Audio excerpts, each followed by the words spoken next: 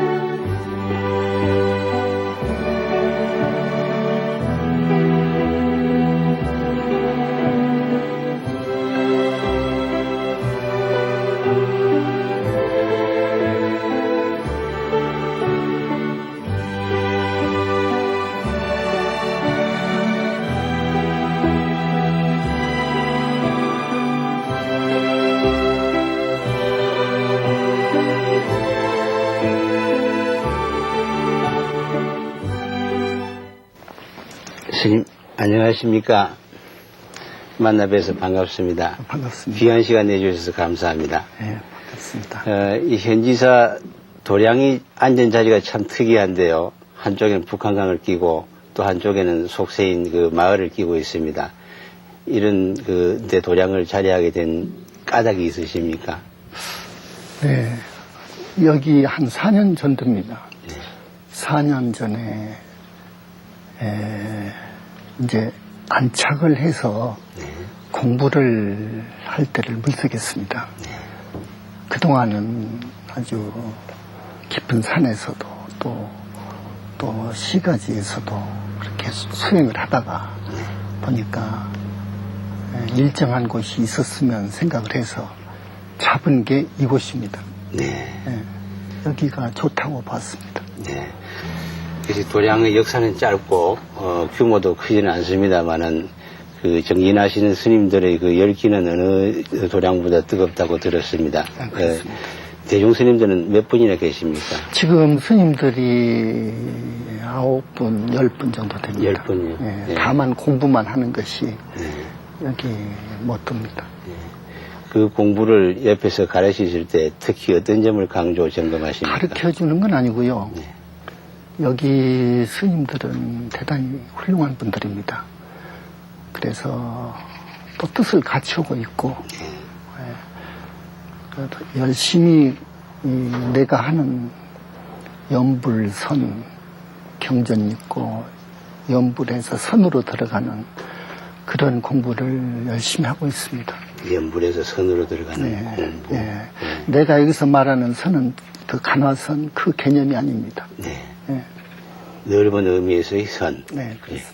연불에서 선으로 들어가신다고 하셨는데 그거에 대해서 나중에 조금 더 이렇게 구현해 주시면 좋겠습니다. 근데 스님 그 만나 뵙기가 참 어려웠습니다. 그동안에 옛날에 그 정화운동 때 그 종문에 계셨던 그때 들었던 분이신데 그동안 이렇게 오랫동안 그 대중들 앞에서 나타나지 않으셨다가 30년 만에 다시 모습을 보이시고 네, 그렇습니다. 그동안 어떻게 지내셨습니까? 내가 스님이 된 해는 60년이었거든요. 60년. 1960년. 그러니까 23, 4살 때입니다. 그때 스님이 돼가지고 우리 스님은 율사입니다. 부산에 그 석자 암자. 서감 스님. 유서감 스님. 유서감 스님. 그분이 내 은사 스님이고 그래서 계율이라는 그 소중함을 알았고요. 그래 이제 저쪽 그 다음에 통도사 경봉 스님 있죠, 금나감. 네. 예, 그쪽으로 가서 이제 경봉 스님 문화에서 본격적으로 간화선을 했습니다. 네.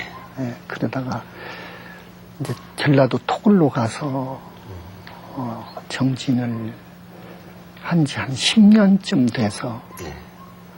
이제 나름대로 등력을 한 게 있습니다. 네. 화두타파를. 네, 화두를 타고. 예, 그 다음에 총문으로 왔죠. 네. 곧 71년인가 70년대 왔을 겁니다. 네. 70년대. 그래서 무진장 스님하고 나하고 이제 중앙 상임포교사로 네. 임명을 받은 게 청담 스님 입정 무렵입니다. 네. 그래서 몇 년 동안 법상에 올라가서 그때 내 나이가 30대 초반이었습니다. 34세쯤 됐나. 조계사 48 그 행사에 이제 설법을 하고 그러는 중에 이 간화선에 대한 한계를 절감했습니다. 간화선에 대한 한계를요. 그래서 그 후로 연불로 방향을 전환했죠. 네. 그러기까지는 상당한 용기가 필요했습니다. 간화선 가지고는 한계가 있다는 것을 알고 부처님의 유실력, 그 어마어마한 부처님의 그 유실력을 법화경이나 화엄경을 통해서 나름대로 느꼈어요. 그래서 연불 수행을 하다가 한 지 한 30년 됩니다. 그러면은 간화선의 한계를 느끼시고 연불선으로 이렇게 방향을 전환하시면서 그동안 혼자 수행만 하신 셈입니까? 예, 주로 산으로 가고 또 내 토굴로 가서 공부만 했죠. 네. 공부만 했고 연불이라는 것은 그때는 선이 아니면은 간화선이 아니면 발붙일 수가 없었습니다. 70년 초만 해도요. 그래서 말도 못하고 남모르게 열심히 한 편입니다. 네. 그러면은 다시 30년 후에 이 대중들 앞에 모습을 보이시고 이렇게 설법을 하시게 된 인연은 어떻게 됩니까? 이번에 내가 책 한 권을 썼습니다. 네. 21세기 붓다의 메시지라는 책인데요. 네.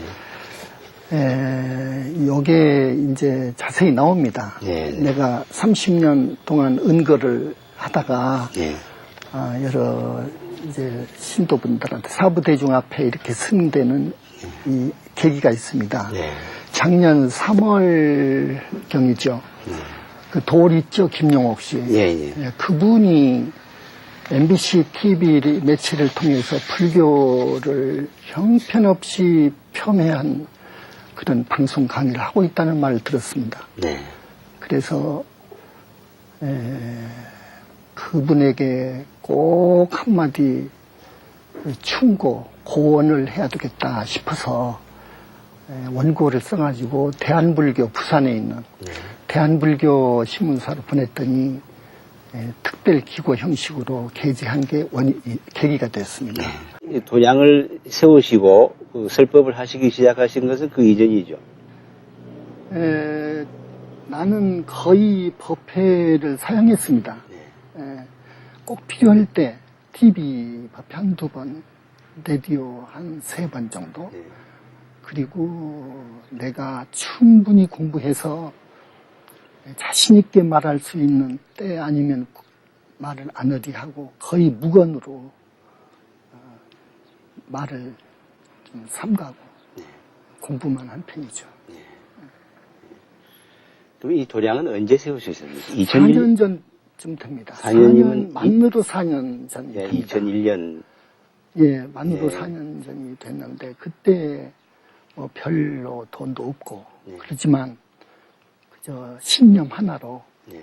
여기 1800평을 구입해서 또 나를 아껴주고 밀어준 스님이 한 분 있었는데 그분이 크게 도와줬습니다. 그래서 이 도량을 세우게 됐는데 이건 대단히 황량한 아주 황량한 벌판이었습니다.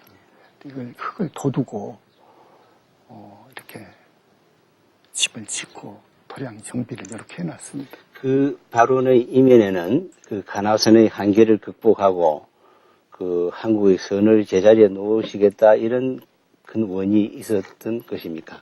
물론이죠. 이 책에는 몇 가지 큰 테마가 있습니다. 지금 이 불교로도 세계적인 대단히 위대한 종교라고 평가를 받지만 이 불법이 정말 정법이 온전한 불법이 드러난다면 대단히 위대한 종교라는 것을 여러 많은 이교도들도 아마 긍정 안 할 수 없을 겁니다. 이 책의 그 부제가 그 연불산매 속에서 나는 이와 같이 보고 들었다. 이렇게 부제를 달 정도로 연불선에 대한 많은 그 내용이 들어 있습니다. 제 개인적인 그 인연을 여기서 말씀드리자면 저는 그 1959년이든가에 그 중학교 때 부산 대각사에서 그 청담 스님의 설법을 우연히 들은 일이 있습니다. 그때 청담 스님께서 말씀하시기를 아미타불을 지성으로 평생에 걸쳐서 10번만 외우면은 극락왕생을 할 수 있다. 그런 말씀을 하셨어요. 제가 말씀드릴까요? 예, 그래서, 그 부분에, 예, 그래서 그 말씀이 지금까지 거의 50년 가까이 풀리지 않는 의문으로 남아 있습니다. 오늘 그 정담 스님과 인연이 있으신 스님께서 그 대답을 좀 들려주십시오. 10번만, 10념이죠. 10념 왕생은 있습니다. 그런데 그게 실제로는 그래 안 됩니다. 그건 말이 안 됩니다. 그건 말이 안 되고요. 이 정토는 극락 세계를 위시한 정토가 많습니다. 이 지방에는 많이 벌려져 있는데 대표적인 정토가 서방 극락 세계면 또 그리고 동방 약사 부처님이 계시는 또 정유리 정토가 있습니다. 근데 그 서방 정토 극락을 가려면요 10번 연불이 아니라 아미타경에 있는 그 부처님 말씀이 있습니다. 1일에서 7일 정도로 한결같이 생각이 끊어지지 않고 다른 생각이 들어오지도 않고 일념으로 연불할 수만 있다면 그렇게 될 수 있습니다. 그러면 극락을 할 수 있는데 하루에서 일주일간을 그 일념으로 나간다는 것은 아마 참선하는 스님들도 그건 불가능하다고 생각할 겁니다. 우리가 참선을 해봤지만은 뭐 1분도 못 갑니다. 1분이란 10초도 못 갈 겁니다. 생각이 그저 일어났다 없어졌다 일어났다 없어졌다 하기를 상상할 수 없을 정도로 그렇습니다. 망상이 그렇게 따라붙기 때문에 일념이라는 건 대단히 어렵습니다. 근데 없습니다. 그래서 하루에서 일주일이라는 건 그건 참 어렵습니다. 그래서 이제 내가 보니까 극락세계에 간다는 것은 불가능한 일은 아니지만 가능합니다. 가능한데 아까 경에서 말씀했듯이 1일에서 7일 정도 일념이 든다면 그런 수행자는 갈 수 있습니다. 갈 수 있으나 그렇지 않고는 대단히 어려워요. 어려운데 자 지금 내가 눈을 떠보니까 인간 세계 위 하늘이 있습니다. 하늘 세계가요. 하늘 세계가 이 부처님께서는 54등급으로 해서 말씀하십니다. 지금 우리 불교에서 이야기하는 것은 6개 6천, 새끼 18천, 무새끼 4천. 그렇지만 그렇지 않습니다. 54하늘이 있는데 6, 9 등급을 묶어서 한 하늘로 이렇게 부처님께서는 말씀하시거든요. 그래서 아래 하늘을 6하늘, 그 위 5하늘, 4하늘, 3하늘, 2하늘, 1하늘 이렇게 이야기합니다. 우리 인간 몸을 버리고 6하늘 정도 태어나기도 상당히 어렵습니다. 그 정도에 가서 나는 것도 어렵습니다. 그런데 54등급을 넘어서 거기가 넘은 데가 윤회를 벗어난 하늘이라고 하거든요. 윤회를 벗어난 하늘. 그러니까 저기 그 화두타파에서 혹은 윗바사나를 해가지고 이제 돌을 깨쳐서 보림을 잘해서 증득하면은 거기가 아라한입니다. 거기가 아라한인데 아라한은 윤회를 벗어난 세계에 난다고 합니다. 부처님께서. 그 하늘을 성중하늘이라고 합니다. 성인 성자 무리중사 성중하늘이라고 하는데 성중하늘에만 난다면 그 아라한인데 정말 어려운 작업입니다. 그 위가 또 꽃띠를 내리게 하는 하늘이 있습니다. 정토가요. 천녀 주로 여성들 여자들이 천녀 하늘이 있고 그 위가 극락입니다. 그러니까 극락을 간다는 것은 신념으로 그건 인도하기 위해서 방편으로 말씀하신 것이고 진실한 말씀은 1일에서 7일 정도 판단 없이 일념 정진한다면 갈 수가 있고 구체적으로 말하면 54하늘을 넘어서 성중하늘을 뛰어넘어서 도성토를 뛰어넘어 가지고 극락세계가 있는데 극락세계에 간다는 것은 보살 8지 부동지 보살 8지 이상을 부처님은 보살이라고 합니다.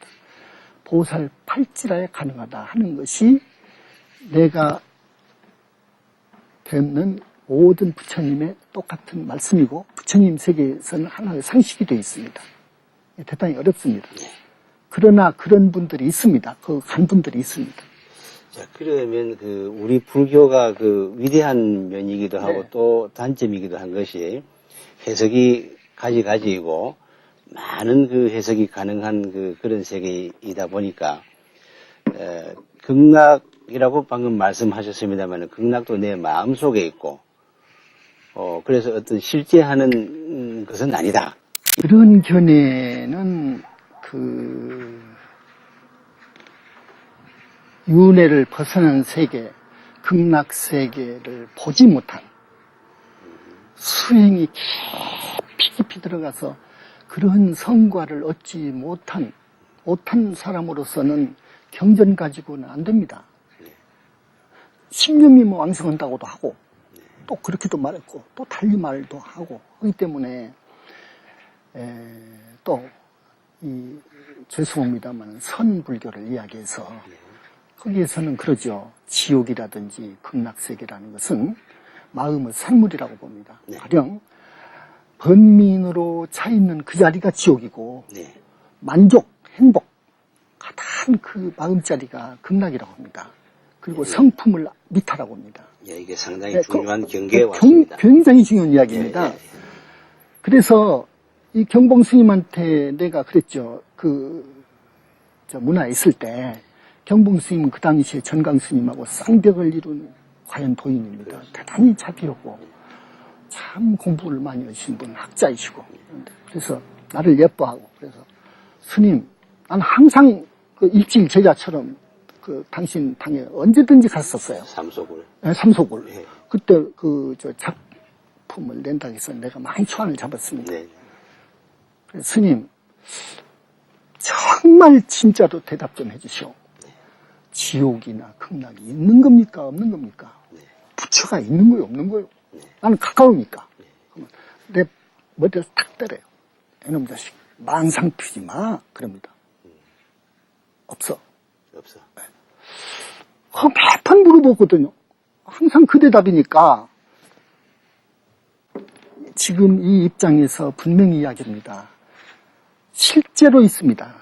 차별세계에서는요, 있어요. 그건 공세계에서 봤을 때는 없는 거예요. 모든 것이 하나입니다. 공에서 볼 때는요. 진리 입장에서 볼 때는요. 그렇지만은 거기서 한 걸음 나와서 차별세계에 나와서 볼 때는요. 인간계도 있고요. 축생계도 있지 않습니까? 분명히 지옥도 있고 하늘세계도 있고 하늘세계를 벗어난 윤회를 벗어난 해탈 초월의 세계가 있어요. 극락세계도 있는 거예요. 극락세계 볼 정도는 붓다의 경계로 들어가야 보입니다. 보살 정도도 안 보이거든요. 안 보입니다.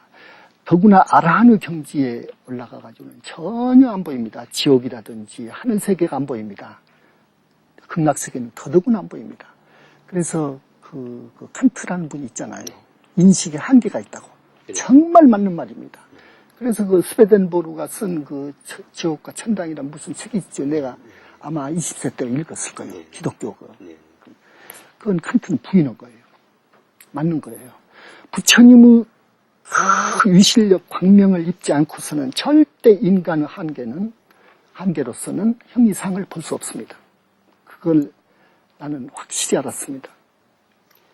칸트의 그 인간 인식의 한계를 설정한 나는 그것은 정말 도철이 통찰하는 견해라고 봅니다. 이제 그 허무주의자에게도 이용될 수 있고, 그러죠. 혹은 또 이상주의자에게도 이용될 수 있는 그 대목입니다. 그렇습니다. 또 우리 선에서는 마음이 부처고 마음 속에 지옥이 있고 극락이 있는 거지 마음 밖에 이건 용이는 않습니다. 그건 내가 공부해 보니까 하나만 알고 둘은 모르는 이야기. 자연스럽게 그 간화서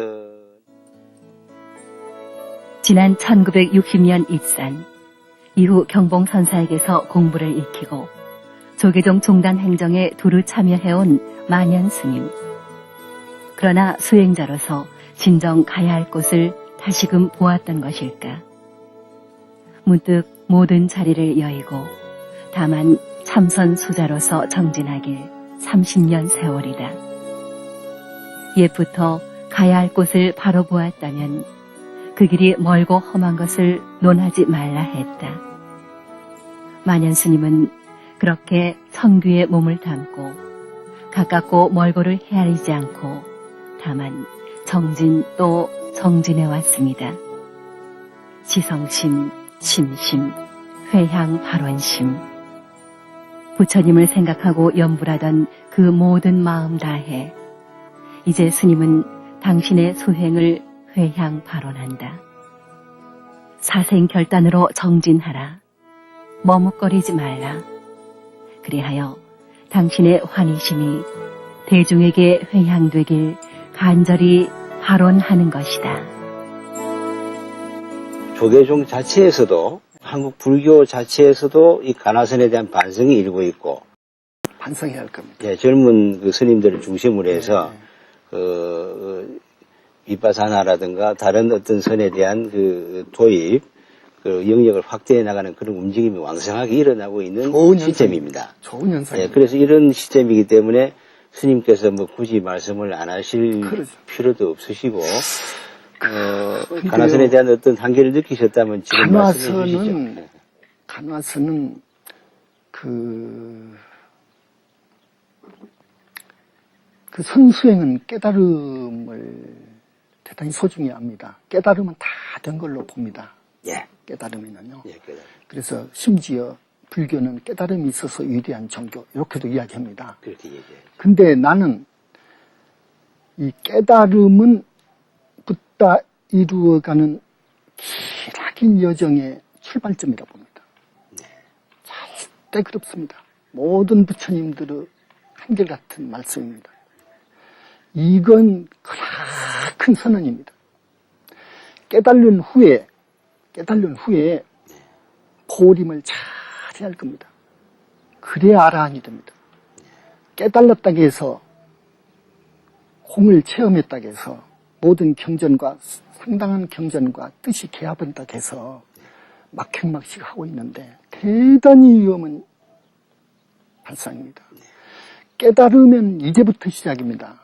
깨달으면요. 그래서 그건 스님 깨달음이 무엇이냐는 정의에 따라서 달라질 수 있지 않겠습니까? 깨달음은요. 깨달음의 정의는 그렇습니다. 예. 깨달음은요. 본성이라고 하죠. 본성. 예.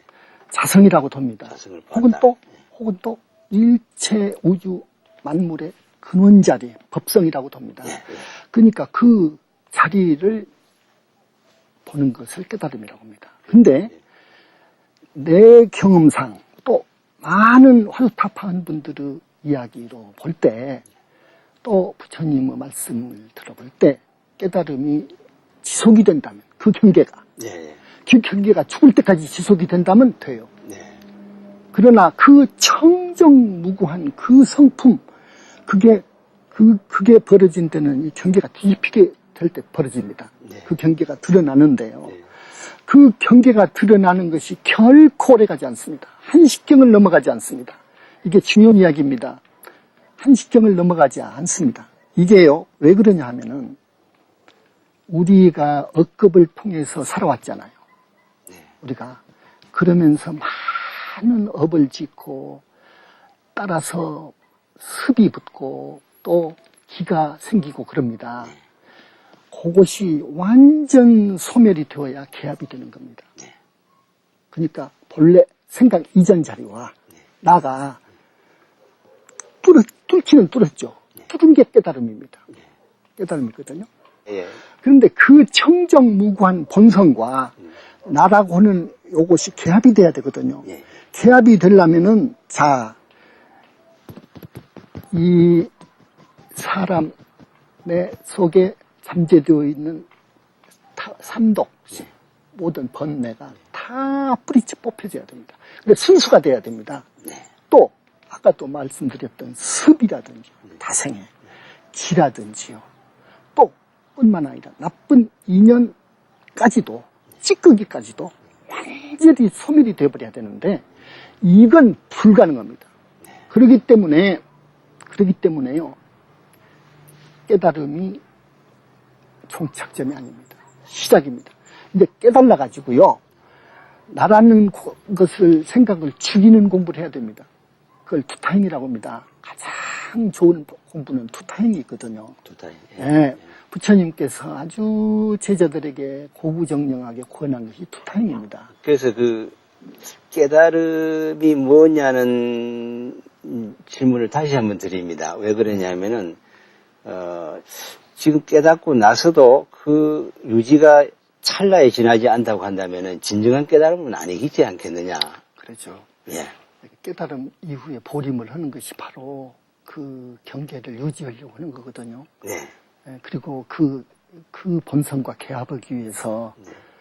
삼독을 녹이고 습을 녹이고 기를 녹이려고 보림을 합니다. 네. 예, 그래서 그러나 보림을 한다 하더라도 결코 정화는 일부 될 수 있을지언정 소멸은 안 된다는 것을 확신합니다. 예. 그러니까 이 완전한 깨달음은 그러한 그 찌꺼기가 완전히 불식이 돼야 됩니다. 그래서 착이라든지 집착, 상이 뚝 떨어져 버려야 됩니다. 그런데 인간은 수행을 잘하고 하다 보면은 그 자리까지는 간다고 봅니다. 그 자리까지 갑니다. 아라한까지요. 근데 보살이나 붓다는 결코 될 수 없다는 것을 말씀드립니다. 대단히 중요한 이야기입니다. 스님의 말씀을 다시 한번 확인하겠습니다. 지금 그 화두 참고를 통한 그 깨달음은 그 자체가 완전하지는 않다. 아니죠. 예. 그러므로 계속한 그 계속 보림을 수행해야 됩니다. 보림과 수행을 통해서 향상시켜 나가야 됩니다. 향상시켜 나가야 되는데 예. 반드시 연불로 가야 됩니다. 그 이유는 뭐죠? 이유가 뭐냐? 그 삼독과 습과 기를 완전히 진멸해야 되거든요. 네. 안 그럽니까? 그래야 청정과 하나가 개합이 되죠. 우주와 하나가 개합이 돼야 되는데 그걸 소멸할 길이 없습니다. 수행과 참회와 그걸 가지고는 소멸이 안 됩니다. 일부 정화는 됩니다. 절대 소멸이 안 됩니다. 그래서 붓다를 찾아야 됩니다. 붓다를 찾아야 되는데 연불도 여러 가지가 있습니다. 실상연불도 있고 관상연불도 있고 칭명연불도 있고 등이 있는데 나는 칭명연불을 아주 강조하면서 권해주는 편입니다. 왜 그러냐면은 저기요 거사님 가령 이것도 대단히 중요한 이야기인데요. 이 책에도 있는데 그 우리 몸속에 들어있는 뇌가 있습니다. 요건 거짓 나고요. 네, 나. 매미가 허물을 보고 나가잖아요. 나가버린 놈이 진짜죠. 네. 허물은 가짜고. 그와 같이 이 몸뚱이가 집입니다. 요거 거짓 옷입니다. 요것은요. 빠져나가는 놈이 있습니다. 명이 다해서. 혹은 비명에 죽더라도 이 몸에서 나간 놈이 있습니다. 그걸 나는 그 영체라고 그래요. 육체니까. 영체. 영체. 예. 영혼체. 근데 그 영혼체에 대한 통찰이 있어야 되는데 네. 저기 힌두교 베다 쪽에서 상당히 언급했습니다. 네. 영체를. 네 개로 겹쳐져 있습니다. 영체가. 네. 이건 참 천고의 비밀인데요. 생의 비밀입니다. 근데 이걸 모르면은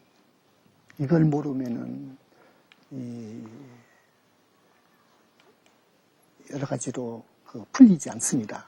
여러 가지 문제가 풀리지 않습니다. 가령 저 불교에서 그 무아설과 윤의 그 지체 사이 그 관계, 요건 영원히 아마 수수께끼고 풀리지 않을 겁니다. 이 영체설을 알아야 됩니다. 그러면은 그것이 해결되지 않기 때문에 안 됩니다. 저 부정적인 견해들도 그렇죠. 많이 이렇게 난무하고 있습니다. 네. 그 말씀이 나오신 김에 이 책의 주요 그 내용과 의미에 대해서 간단하게 좀 이렇게 그러자면은 이 책은요, 좀 어려우시겠지만 간단하게 큰 테마를 몇 가지 테마를 지니고 있습니다. 경전에도 없고 역사적으로도 밝히지 못한. 그게 뭐냐 하면 그 바로 영체에 관한 법설과 예. 그 다음에 완벽한 생사관이 없습니다. 이 불교도요. 예. 다만 이 힌두교라든지 차이나교라든지 불교에서는 육도 윤회까지는 이야기합니다. 육도 윤회. 그러면 육도에서 벗어나버린 아까 말씀드린 아라한이라든지 보살이라든지 불과를 이룬 분은 죽으면 어디로 가는가에 대해서는 일체 언급이 없습니다. 예. 예, 그것까지 파헤친 게 내 책이고요. 그 다음에 방금 말씀드린 그 영체 이론설이라든지 그 다음에 부처님이란 어떤 분이냐에 대해서 깊이 파헤친 게 이 책입니다. 부처님이란 소승대승가에서 부처님은 보살이 지니지 못한 18가지 불공법이 있습니다. 위대언면이 신체상, 전신상. 그러나 그 이상 삼신에 대한 구체적인 이게 가장 핵인데요. 부처님은 그래서 그렇게 위대하고 거룩하시구나 한 게 삼신설 들어보면 수긍이 됩니다. 그 삼신설에 대해서 깊이 파헤친 것이 이겁니다. 그리고 수행자들이 반드시 갖춰야 할 덕목이 계율인데요. 왜 계율이 중요하냐 하는 것을 여기다가 담아놓은 것이고요. 네. 그리고 연불선의 중요함에 대해서 여러 가지 테마에 대해서 담아놓은 책이라고 봅니다. 네. 스님의 말씀은 너무나 광대하셔서 그럼요. 예, 제가 지금 잘 받아들이지 못하는 점도 죄송합니다. 근데 제가 아직도 궁금한 것은 깨치고 나서 그리고 화두를 평생 가지고 있으면서 오매이려 삼매에 들어서 계속해서 그 깨침의 세계를 이어가는 그런 공부가 있고 지금 스님께서는 깨친 후에 연불로서 완성해야 된다 이런 말씀하셨습니다만 칭명연불로 칭명연불. 그래서 그 두 가지는 전혀 다른 것인지. 그러니까 깨쳐가지고 죽도록 오매일렬 상태에 계속 보림을 해도 끝이 아라한입니다. 끝이 아라한이라고 부처님은 말씀하십니다.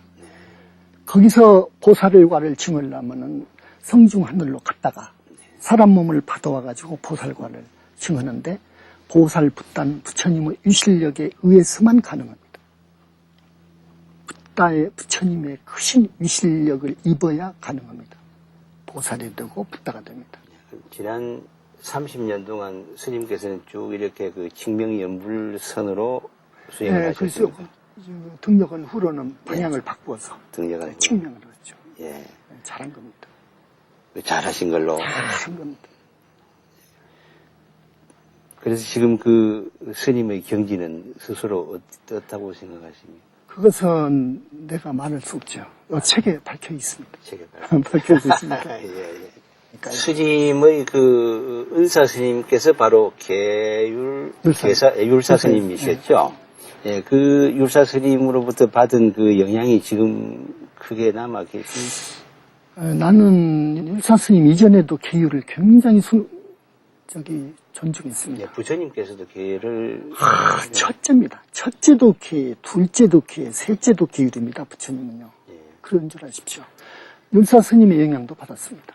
직에 계를 지킨다고 하는 보살행의 한 중요한 부분이긴 한데, 전에 어떤 그 사람이 그런 글을 쓴 걸 본 일이 있습니다.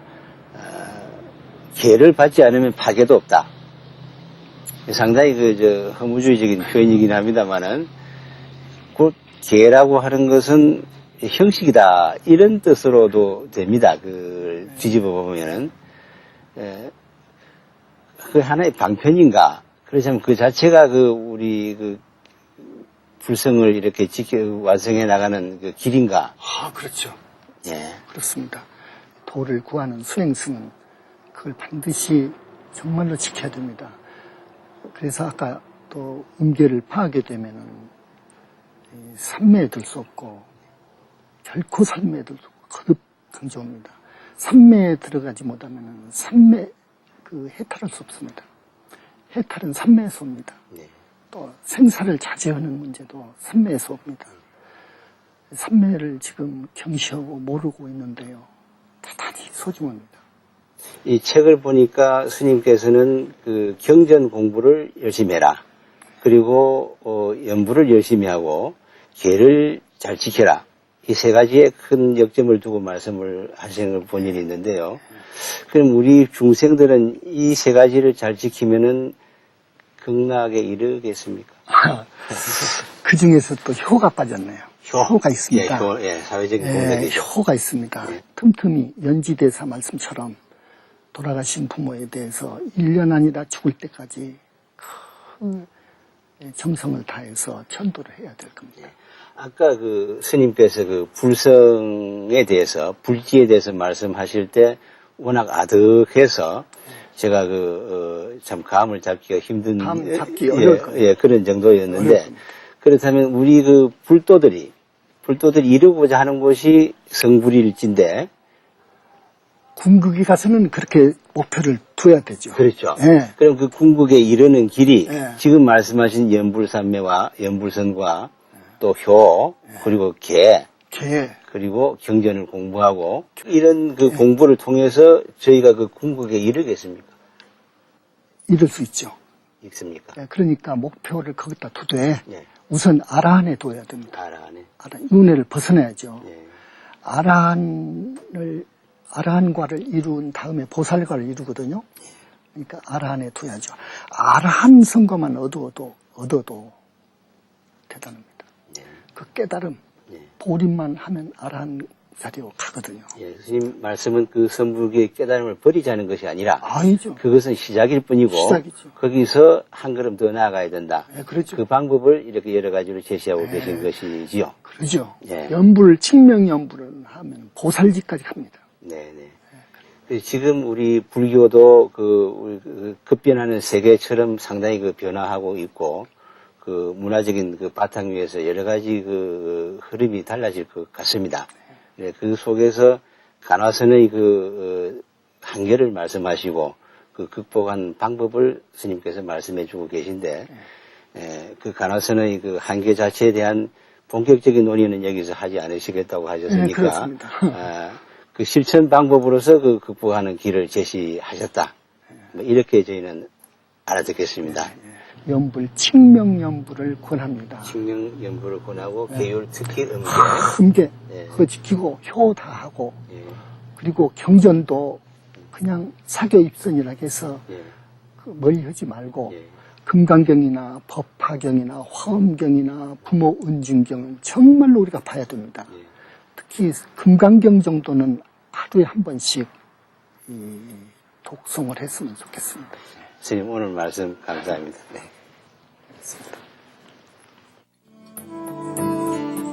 만연 스님은 사적의 기쁨을 모르는 수행자다. 조그만 열반에도 만족치 않고 견성조차 수행의 끝이 아니라 이제 공부의 시작일 뿐이라 말한다. 자나깨나 오매 이려 한 생각 또렷해도 그 자리에서 다시 목숨을 내놓느니 그가 바로 진정 수행자라 여기는 까닭이다. 지난 30년 만연스님은 그렇게 무소의 뿔처럼 걸어왔다.